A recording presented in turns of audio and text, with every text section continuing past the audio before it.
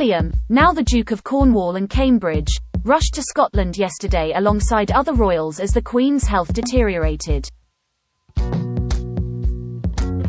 He stayed overnight at Balmoral, where the 96-year-old died peacefully yesterday afternoon. Kensington Palace said just after 1 p.m. today that William was travelling back to Windsor to be with his family.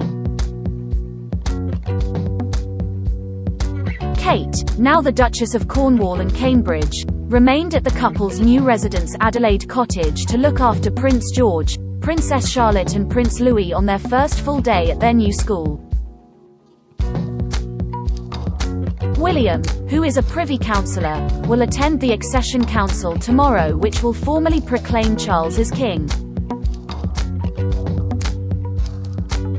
King Charles III made his way back to London earlier with Camilla, who is now Queen Consort.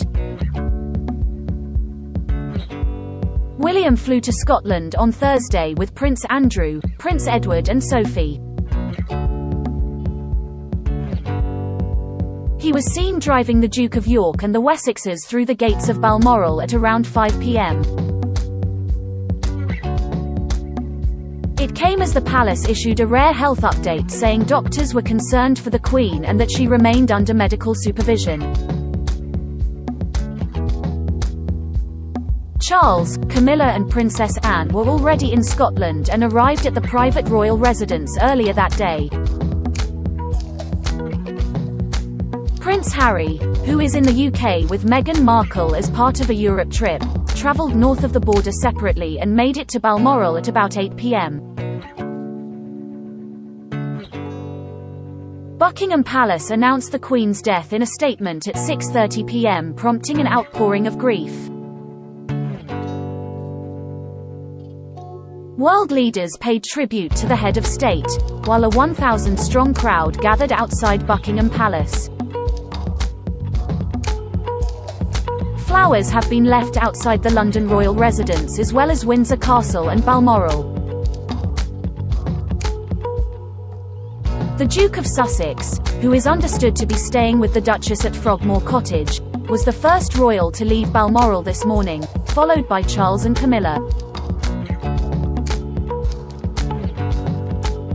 A period of royal mourning for the Queen will be observed from now until 7 days after her funeral, likely to be held on September 19th. The new king is expected to address the nation of television on Friday evening and to hold his first audience with Prime Minister Liz Truss. On Saturday morning, an Accession Council will take place at St James' Palace in London. Charles said in a written statement yesterday, "The death of my beloved mother, Her Majesty the Queen, is a moment of the greatest sadness for me and all members of my family. We mourn profoundly the passing of a cherished sovereign and a much-loved mother. I know her loss will be deeply felt throughout the country, the realms and the Commonwealth, and by countless people around the world. During this period of mourning and change, my family and I will be comforted and sustained by our knowledge of the respect and deep affection in which the Queen was so widely held.